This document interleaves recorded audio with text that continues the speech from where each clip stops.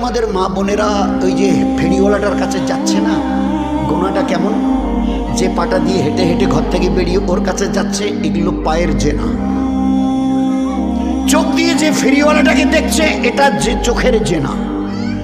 মুখ দিয়ে কপ্পুস করে নেছে, আবার এই বালিশের কভারটা কত চান, তো এটা হলো জবানের জেনা।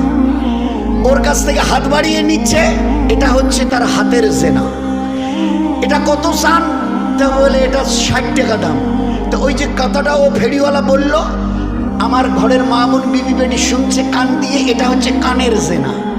তো পায়ের জেনা, চোখের দেখার জেনা, হাত দিয়ে নেওয়ার জেনা, জবান দিয়ে বলার জেনা, কান দিয়ে শোনার জেনা, কোনটা বাকি থাকলো আমাকে বোঝান।